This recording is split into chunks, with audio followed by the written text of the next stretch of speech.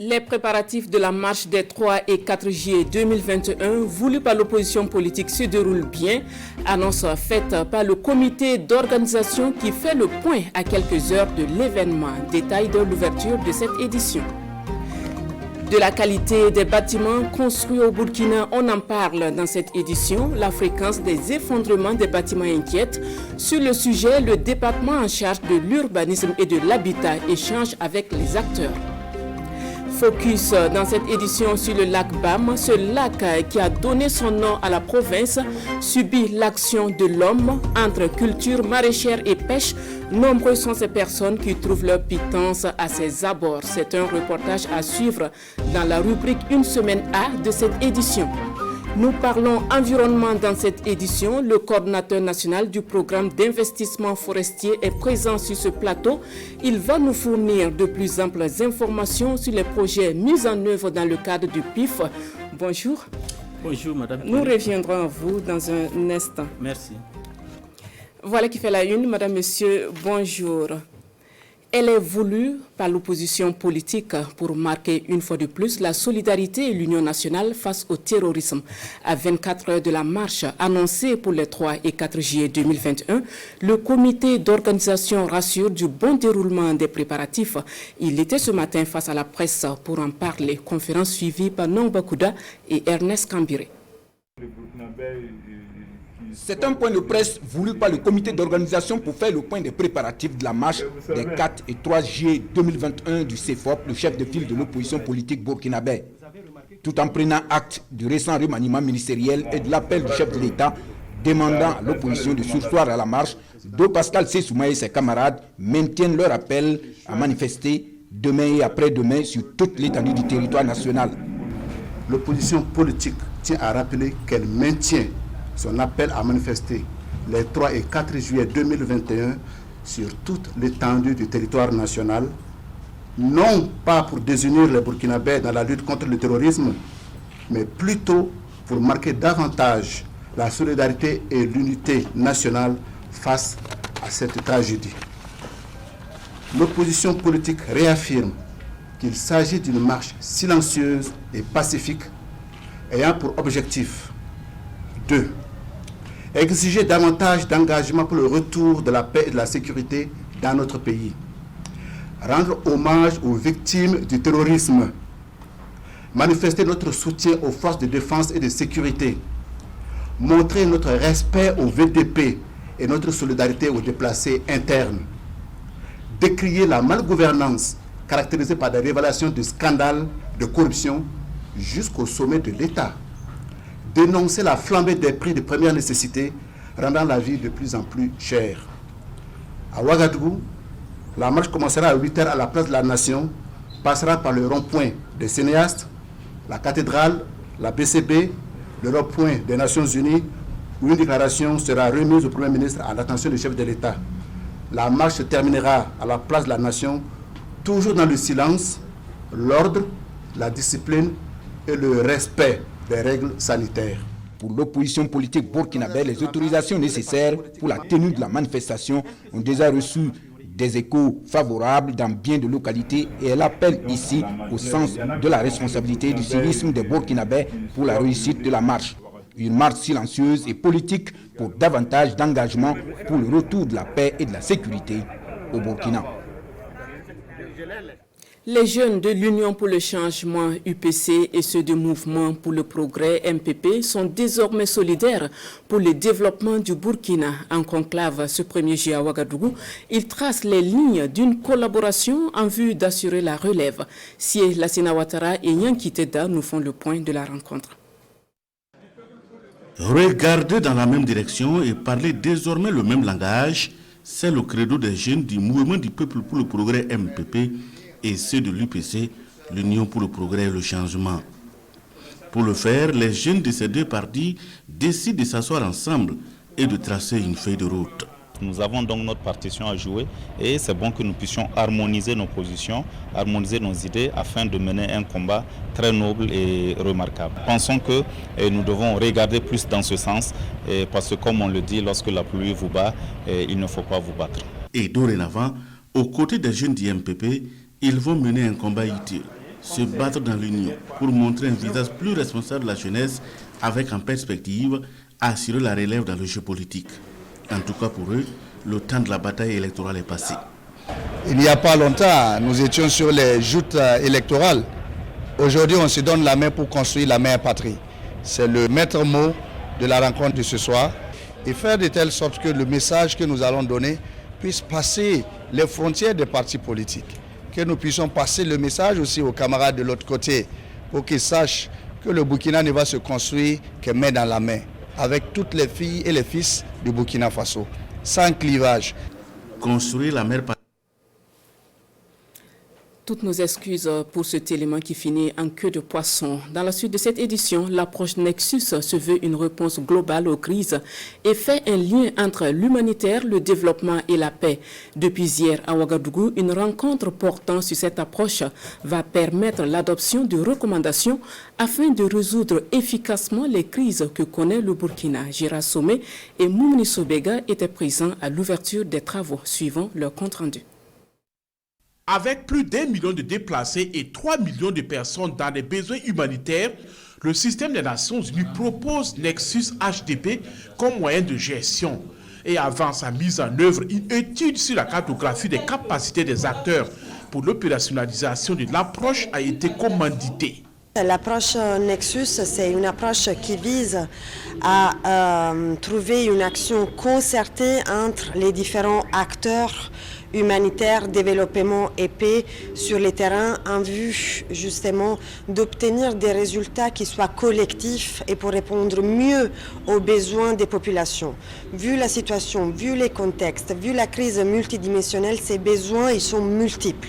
Donc la seule manière, c'est de mener des actions concertées et intégrées. À cette rencontre, il est question de restituer et de valider les résultats de l'étude. Objectif, trouver un consensus dans l'opérationnalisation de l'approche Nexus HDP. C'est l'aboutissement d'un processus qui a démarré depuis 2017 lors d'une mission interagence des Nations Unies qui avait défini avec le gouvernement qui avait 4 éléments qui pouvaient aider à accélérer les ODD en tenant compte des objectifs de développement durable, en tenant compte de la situation du Burkina Faso.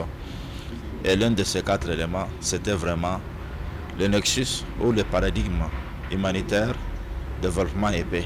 Une démarche saluée par le représentant de la ministre déléguée chargée de l'aménagement du territoire et de la prospective. La cartographie des capacités des acteurs pour l'approche Nexus HDP est une initiative du système des Nations Unies à travers le PNUD avec l'ONG Interpeace comme partenaire de mise en œuvre. L'accord de Paris de 2015 porte sur les efforts en matière d'atténuation des effets des changements climatiques. L'accord stipule que chaque État signataire doit réviser sa contribution déterminée au niveau national CDN plutôt, en vue de l'adopter aux réalités du moment. Le Burkina, qui est signataire de cet accord, veut s'y conformer. C'est pourquoi une rencontre s'est ouverte hier à Ouagadougou. Rasmani Zoundi et Yankiteda. Ils sont tous là pour les causes climatiques. Ce sont des acteurs et spécialistes des questions de l'environnement.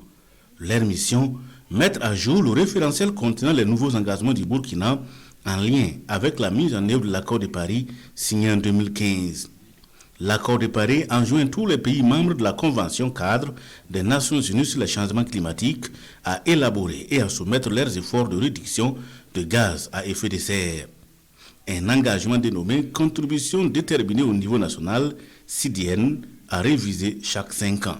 La CDN, en réalité, devrait permettre au Burkina Faso de présenter à la communauté internationale nos efforts d'adaptation et d'atténuation dans un certain nombre de secteurs prioritaires. Vous avez le secteur de l'énergie, le secteur de l'environnement, le secteur des infrastructures, le secteur donc de l'habitat, le secteur de l'élevage, etc., pour voir dans ces secteurs-là quelles sont vraiment nos actions prioritaires et qui pourraient aider le Burkina à renforcer ses efforts en matière donc de réduction de gaz à effet de serre à l'échelle internationale. La révision de la CDN Burkina a démarré en fin 2019. Elle est faite suivant une démarche participative avec la pleine adhésion de l'ensemble des acteurs nationaux et l'implication de la coalition des partenaires regroupés au sein de NDC Partnership. Ensemble, ils vont revisiter la contribution déterminée au niveau national avec de nouveaux engagements pour le Burkina. Et comme je vous le disais en titre, nous avons avec nous Jean-Bosco So. Il est le coordinateur national du programme d'investissement forestier PIF. Jean-Bosco So est sur notre plateau pour nous parler du projet de gestion décentralisée des forêts et espaces boisés et du projet de gestion participative des forêts classées RED+, tous les deux arrivés à terme. Bonjour. Bonjour madame. Voilà, le projet de gestion décentralisée des forêts et espaces boisés est mis en œuvre par le programme d'investissement forestier dont vous êtes le coordonnateur. Présentez-nous succinctement ce projet. Merci madame. Et avant donc de revenir sur le sujet proprement dit, alors permettez-moi au nom de monsieur le ministre de l'Environnement, de l'économie verte et du changement climatique qui m'a mandaté d'être à ce plateau, alors de remercier la RTB en tout cas pour l'opportunité que vous nous offrez et de venir en tout cas rendre compte donc de ce que nous avons fait pendant 6 ans, 8 mois au niveau du PIF. Alors, revenant donc sur votre question, alors pour présenter le PJDFEB, le projet de gestion décentralisée des forêts et espaces boisés, je ne pourrais pas trop le développer sans parler du programme d'investissement forestier lui-même. Donc permettez-moi de faire juste un petit rappel sur ce programme-là qui en réalité alors, est un programme des fonds d'investissement climatique qui sont donc des initiatives internationales alors pour accompagner les pays en développement à financer leurs activités en matière donc de reforestation et pour permettre à ces pays-là de réduire la déforestation et la dégradation des forêts dans le cadre donc de l'accord, du moins de la Convention cadre des Nations Unies sur les changements climatiques que notre pays a ratifié en 1993. Alors, revenant maintenant sur le PJDFEB, alors je dirais que le PIF dont je viens de parler est composé de 2 projets essentiels, qu'on appelle donc les projets pilotes d'investissement du PIF. Alors, ces 2 projets sont donc le projet de gestion participative des forêts classées pour la RED+, et le projet dont je vais parler de manière plus ample par la suite. Et ces 2 projets sont complémentaires en termes d'objectifs poursuivis, mais ils ont des approches un peu différenciées. Alors, le projet pour lequel nous allons beaucoup plus nous étaler, le PJDFEB, a une approche décentralisée. Et ce projet-là, sa porte d'entrée, c'est les communes. Et nous avons donc eu 32 communes d'intervention pour ce projet. Et les 32 communes sont situées dans 5 régions du Burkina, et notamment donc le centre-ouest, la boucle du Moun, le centre-sud, et le sud-ouest et l'est. 32 communes qui ont bénéficié de plusieurs infrastructures dans le cadre de ce projet. Que pouvez-vous dire à l'heure du bilan? Alors actuellement, je pense que le bilan est très satisfaisant. Alors parce que le projet a intervenu dans une approche participative et inclusive et multi-acteurs, multi-secteurs, si bien que les résultats aujourd'hui reflètent cette approche-là. Donc, beaucoup de domaines ont été abordés et ont reçu des infrastructures donc, dans le cadre de ce projet. Alors, quand je prends le domaine de l'élevage, le projet a pu réaliser au moins 75 aires de pâture qui ont quand même une superficie d'environ 2000 hectares.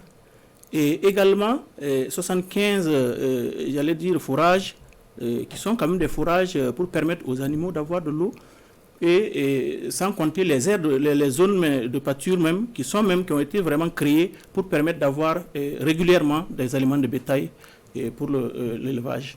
Et si je rentre dans le domaine donc, de l'agriculture, également le projet a travaillé à mettre en place ce que nous appelons donc des jardins maraîchers, surtout au profit des femmes, et une dizaine de jardins maraîchers. Et également, le projet a travaillé sur de bonnes pratiques en matière de gestion durable des terres dans l'agriculture. Et à ce niveau, vraiment, il y a eu de très bons résultats également. Et pour la foresterie elle-même, 71 espaces de conservation ont été mis en place et également aménagés pour ce projet. Alors, quand on parle d'investissement forestier et on parle bien sûr de reboisement, quels sont les résultats que le projet a atteints dans ce domaine? Oui, au niveau donc de ce volet, je voudrais d'abord rappeler que l'objectif ici, c'est de chercher à renforcer le couvert végétal qui va renforcer la capacité de séquestration donc, des forêts et espaces boisés. Et dans ce cadre, effectivement, les bonnes pratiques qui ont été menées par ce projet sont essentiellement le reboisement et également la régénération naturelle assistée. Et donc, au titre du reboisement, le projet a pu mettre en place dans l'ensemble des 32 communes près de 600 000 plants pendant donc la période de son intervention. Et ces plants ont un taux de survie d'environ 60%. Et ça, c'est ce qui est très intéressant. Donc, il faut ajouter, monsieur le coordinateur, que le projet de gestion participative des forêts classées RED+, est mis également en œuvre par le PIF, est lui aussi arrivé à son terme. Parlez-nous des perspectives pour consolider les acquis de ces deux projets. Alors, merci madame. C'est vrai, les deux projets d'investissement pilotes du PIF sont arrivés à terme, respectivement le 30 septembre 2020 pour le projet qui a intervenu dans les 12 forêts classées et également le 30 juin dernier pour donc le projet de gestion décentralisée des forêts et espaces boisés. Et aujourd'hui, les perspectives, vraiment, je peux en tout cas m'exprimer ainsi, sont vraiment prometteuses. Parce que déjà, le ministère de l'Environnement a déjà anticipé avec son partenaire, la Banque mondiale, pour déjà essayer de voir comment est-ce qu'on peut aller vers une mise à l'échelle en fait, du projet de gestion décentralisée des forêts et espaces boisés. Et aussi, avec des initiatives qui vont permettre d'aller vers la consolidation des acquis du projet de gestion participative des forêts classées pour la RED+. Et je précise que toutes ces actions visent à contribuer à la réduction des émissions de gaz à effet de serre.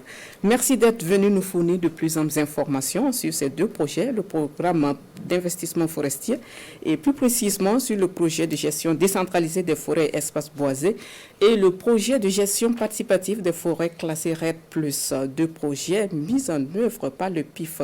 Je rappelle, vous êtes Jean Bosco et vous êtes le coordinateur national du PIF, le programme d'investissement forestier. Restez avec nous pour la suite de l'édition. Merci madame. Et dans la suite de cette édition, des bâtiments qui s'effondrent, on en voit de plus en plus au Burkina. La situation inquiète et le ministère de l'Urbanisme, de l'Habitat et de la Ville veut mettre de l'ordre. C'est pourquoi une rencontre avec les acteurs se déroule à Ouagadougou et les échanges portent sur la qualité des constructions des bâtiments au Burkina. Souleymane Sanou et Boukari Ouedraogo. La saison des pluies s'installe avec son lot de désarroi. Les édifices publics qui s'écroulent à la moindre intempérie, comme ici à Dandé, le 24 mai dernier où ce bâtiment d'école s'est effondré, faisant un mort. À l'image de cette école, bien des édifices publics n'ont pas résisté au vent et on en dénombre une centaine, selon le ministère en charge de l'habitat. Le désordre que nous constatons dans le domaine de la construction, il faut que ça cesse. Il faut que ça cesse au bonheur de nos populations. Il faut que des comportements dans ce domaine cessent d'endeuiller nos populations. Situation inquiétante et la seule interrogation qui se dégage, pourquoi ces multiples effondrements? Les causes, nous les connaissons, c'est la qualité des dossiers techniques, il y a la qualité du suivi-contrôle sur le terrain, il y a la qualité des matériaux qui est décriée et qui est reconnue insuffisante par beaucoup d'instances de contrôle. À cela s'ajoute la qualité des prestations des entreprises et aussi la corruption. Le ministère de l'Habitat reste déterminé à changer la situation. Pour ce faire, ces acteurs vont faire le diagnostic du secteur, identifier les dysfonctionnements et faire des propositions de solutions afin d'améliorer la qualité des constructions dans le secteur du bâtiment au Burkina Faso.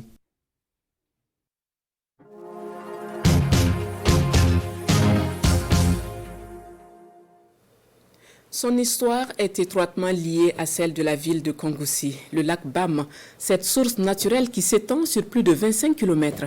Ce lac qui a donné son nom à la province traverse les communes de Kongoussi et de Bourzanga. Plusieurs personnes ont trouvé refuge à ses abords. Elles s'adonnent à la culture maraîchère, ce qui n'est pas sans conséquence sur le lac. Focus avec Sila Sinawatara et Ahadi Sandamba. Avec une superficie de plus de 2500 km², le lac Bam est une source naturelle d'environ 25 km de long, 150 mètres de large et 2 mètres de profondeur qui coule du nord au sud dans la région du centre-nord. Uniquement alimenté par l'eau de pluie, le lac Bam est un réservoir exploité en amont et en aval par les populations riveraines. Une exploitation souvent anarchique qui met en péril le lac, d'où la mise en place depuis 2017 d'un projet de restauration, de protection et de valorisation. Il y a eu d'abord une étude qui s'est réalisée en 2013. L'étude a abouti à proposer des scénarios. Et le scénario était que il faut d'abord chercher à résoudre en premier temps l'insuffisance de l'eau. C'est un lac BAM en proie à l'ensablement dû en grande partie à la culture sur les berges. Il s'est donc agi pour le projet de travailler à fournir plus d'eau aux producteurs avec des aménagements en amont du lac. On prend l'eau depuis le lac qu'on envoie ici et avec des gros moteurs, on l'envoie sur une colline. Voici la station de pompage en question. Perchée sur une colline en amont du lac, cette pompe va donc desservir en eau un périmètre de 522 hectares aménagé dans un village situé à 5 km de là. C'est également améliorer les potentialités halieutiques du lac. C'est également des appuis spécifiques pour l'élevage et également des appuis pour l'agriculture pour aider les populations à vraiment intensifier l'agriculture. Le projet de restauration, de protection et de valorisation du lac BAM, c'est aussi la mise en valeur des potentialités et autres activités liées à la source d'eau. Il faut des pistes à bétail, il faut des parcs de vaccination. Ensuite, il y a des infrastructures structurant pour donc accompagner la production, comme des magasins de stockage de céréales, des magasins d'intrants, etc. Et un marché aussi de poissons. Et en termes de protection du lac BAM, le projet envisage d'autres aménagements, nous confient les responsables. Il y aura la réalisation d'une bande de servitude longue de 100 mètres pour protéger les berges du lac et des plantations d'arbres pour protéger cette bande de servitude-là, pour que les gens ne poursuivent plus l'eau pour les cultures. C'est une première phase du projet de restauration, de protection et de valorisation du lac BAM qui prend fin en 2022. Il a également consisté au rehaussement de 25 cm du déversoir avec des infrastructures en cours de réalisation. Une seconde phase est prévue pour le désensablement du lac avec en perspective la mise en place d'un pôle de croissance autour des activités agro-silvopastorales et halieutiques, foi du premier responsable du projet. Les producteurs maraîchers ne sont pas les seuls à trouver leur compte aux abords du lac.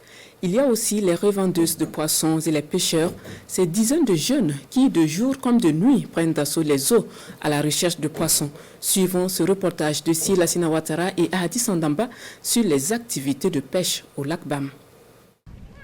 La pêche au filet n'a plus de secret pour Hippolyte Sawadgo. Il pratique cette activité depuis sa tendre enfance. Il côtoie les berges du lac BAM depuis tout petit. D'abord avec son défunt père, ensuite avec ses frères, et depuis environ une quarantaine d'années, il est devenu l'un des maîtres des lieux.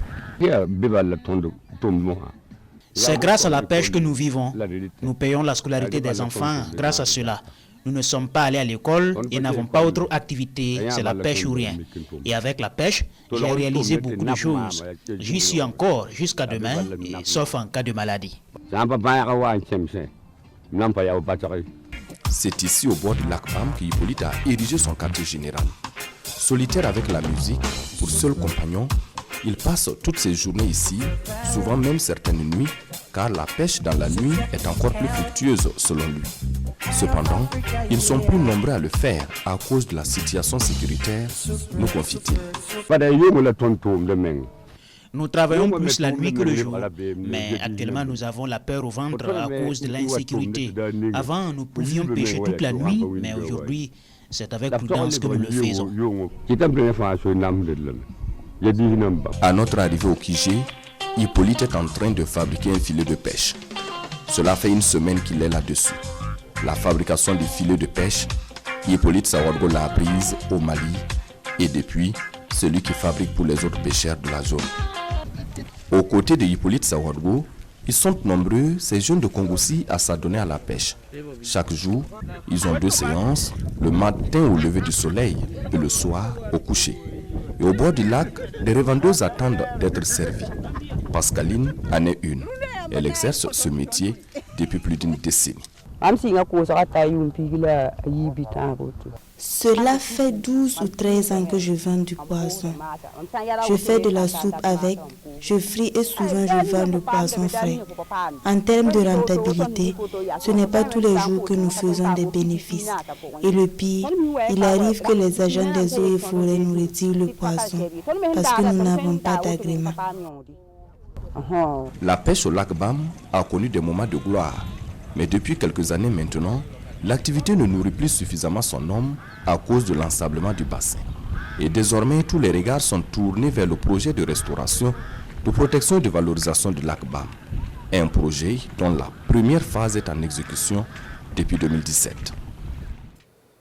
Dans un tout autre registre, les journées de redevabilité de l'Assemblée nationale à Bobo-Dioulasso, la prise de contact de la nouvelle équipe gouvernementale et les directives nouvelles sont entre autres sujets développés dans la revue de presse du jour. Revue de presse signée Sekou Zongo. Voici la photo de la nouvelle équipe gouvernementale, le gouvernement réajusté, le gouvernement d'Abiré 3.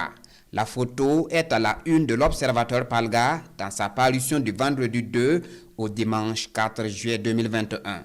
Nouveau gouvernement, nouveau dispositif, écrit Sidoya, car pour Christophe Marie-Joseph Dabiré, le changement, par exemple à la tête de la sécurité, vise à permettre de revisiter du point de vue de la stratégie la sécurité intérieure pour occuper le terrain que les militaires auront libéré. Ainsi, c'est une nouvelle dynamique, un nouveau souffle à notre stratégie de lutte contre le terrorisme, reprend aujourd'hui au Faso les propos du chef du gouvernement dans ses colonnes.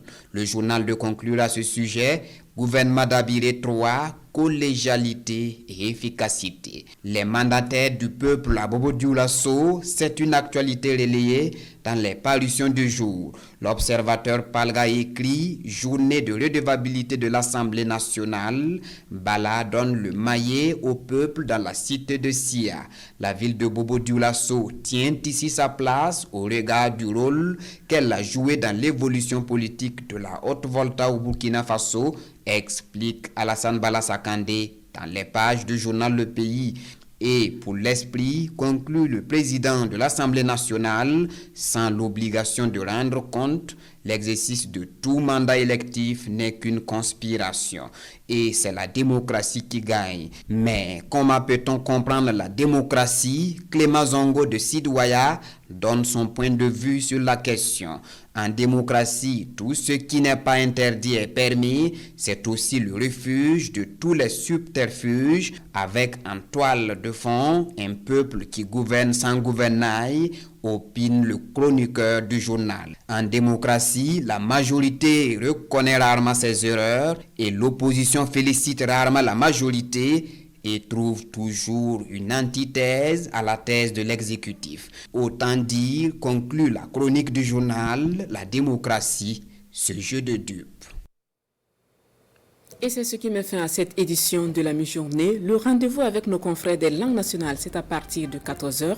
Merci de votre fidélité au programme de la RTB.